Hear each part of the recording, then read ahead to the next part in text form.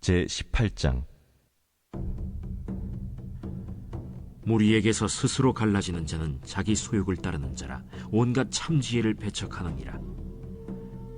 미련한 자는 명철을 기뻐하지 아니하고 자기의 의사를 드러내기만 기뻐하느니라.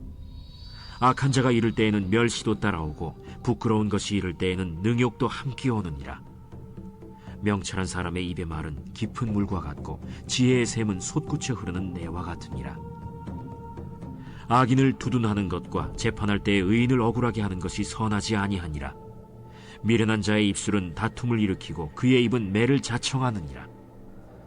미련한 자의 입은 그의 멸망이 되고 그의 입술은 그의 영혼의 그물이 되느니라. 남의 말하기를 좋아하는 자의 말은 별식과 같아서 뱃속 깊은 데로 내려가느니라. 자기의 일을 게을리하는 자는 패가 하는 자의 형제니라. 여호와의 이름은 견고한 망대라. 의인은 그리로 달려가서 안전함을 얻느니라. 부자의 재물은 그의 견고한 성이라. 그가 높은 성벽같이 여기느니라. 사람의 마음의 교만은 멸망의 선봉이요 겸손은 존귀의 길잡이니라. 사연을 듣기 전에 대답하는 자는 미련하여 욕을 당하느니라. 사람의 심령은 그의 병을 능히 이기려니와 심령이 상하면 그것을 누가 일으키겠느냐. 명철한 자의 마음은 지식을 얻고 지혜로운 자의 귀는 지식을 구하느니라. 사람의 선물은 그의 길을 넓게 하며 또 존귀한 자 앞으로 그를 인도하느니라. 송사에서는 먼저 온 사람의 말이 바른 것 같으나 그의 상대자가 와서 밝히느니라. 제비 뽑는 것은 다툼을 그치게 하여 강한 자 사이에 해결하게 하느니라. 노엽게 한 형제와 화목하기가 견고한 성을 취하기보다 어려운즉 이러한 다툼은 산성 문빗장 같으니라. 사람은 입에서 나오는 열매로 말미암아 배부르게 되나니 곧 그의 입술에서 나는 것으로 말미암아 만족하게 되느니라. 죽고 사는 것이 혀의 힘에 달렸나니 혀를 쓰기 좋아하는 자는 혀의 열매를 먹으리라.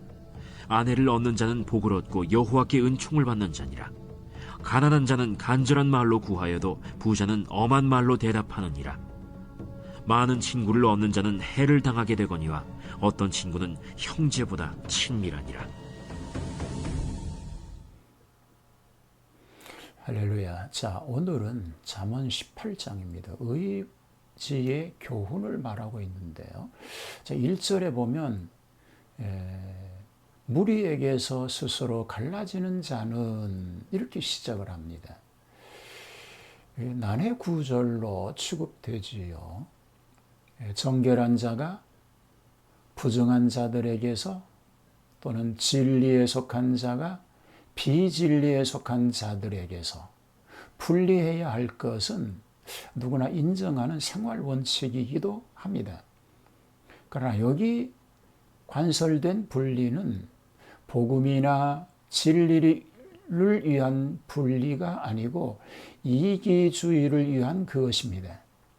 그러므로 사리주의와 또는 공인된 규범이나 제도를 어기는 행동을 경계하는 말씀이라고 볼 수 있습니다.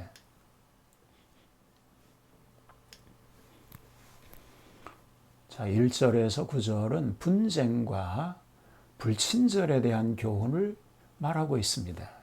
미련한 자는 자기 소욕을 따르며 온갖 참지혜를 배척하며 명철을 기뻐하지 아니하고 자기 의사를 드러내는 데 열광합니다.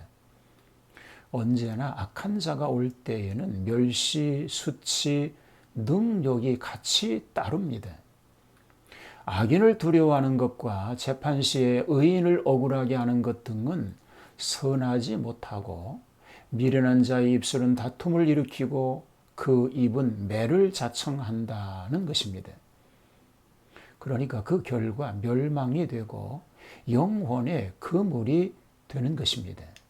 남의 말하기를 즐기는 자는 별식과 같아서 뱃속 깊이 드러나고 자기 일에 게으른 자는 폐가하고 만다는 것입니다.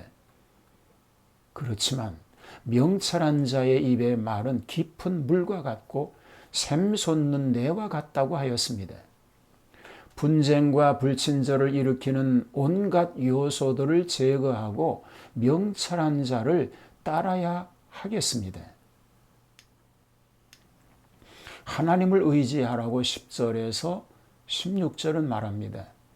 10절에 나와 있는 말을 보면 여호와의 이름은 견고한 망대라 의인은 그리로 달려가서 안전함을 얻으니라고 말하고 있습니다.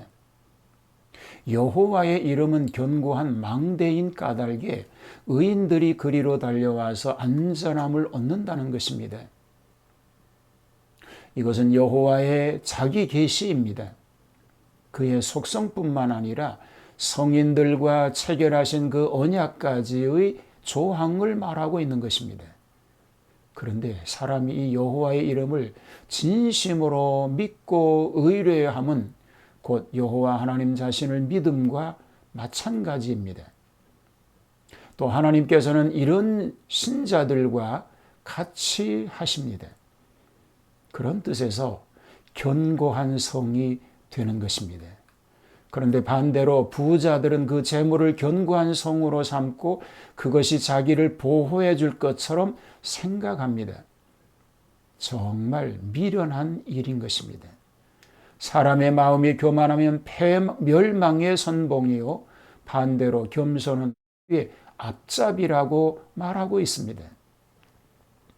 사연을 듣기도 전에 대답하는 자는 경솔한 사람입니다.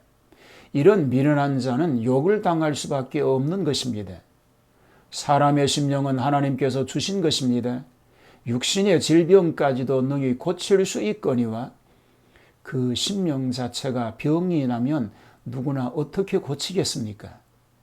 명철한 자의 마음은 지식을 얻고 지혜로운 자의 귀는 지식을 구한다라고 말하고 있습니다.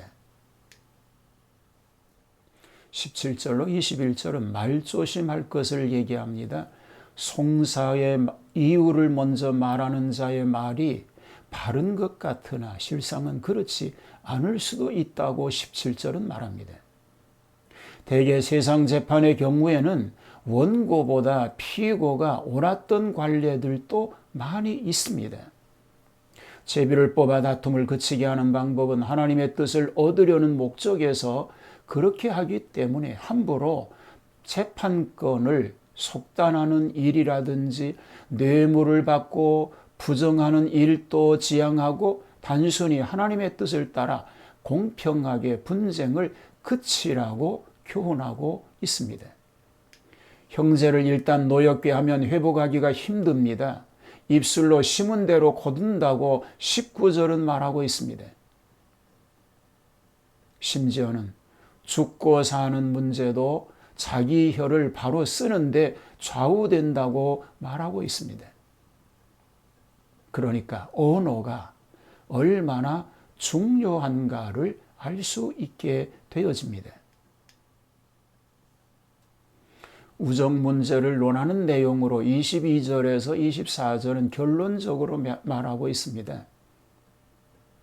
옳은 아내를 얻는 자는 복 있는 자니 곧 돕는 배필을 얻어 잘 내조하기 때문인 것입니다. 오늘 돕는 배필로 행복한 가정을 이루면 좋겠습니다. 이는 여호와께 은총을 받은 자라고 얘기합니다. 가난한 자가 친절한 말로 구하여도 부자는 엄한 말로 대답한다는 것입니다. 언어가 중요하다는 것을 얘기하고 있습니다. 많은 친구를 얻는 자는 오히려 해를 당하게 되나니 참된 친구는 형제보다 친밀한 자라고 얘기합니다. 참된 친구, 참 좋은 친구 예수님 생각하게 됩니다. 오늘 우리는 모두에게 유익한 지혜자로 살아갈 수 있게 되기를 주님의 이름으로 축복합니다. 하나님 아버지, 우리는 부족해도 모두에게 유익한 존재로 살아가는 그런 지혜로운 삶이 되게 하여 주시옵소서. 오늘도 주님이 주시는 지혜를 따라서 하나님을 기쁘시게 해드리고 이웃에게 유익을 주는 그런 삶 되게 하소서. 하나님 영광만을 드러내는 은혜가 있도록 함께하여 주옵소서. 예수님 이름으로 기도하옵나이다. 아멘.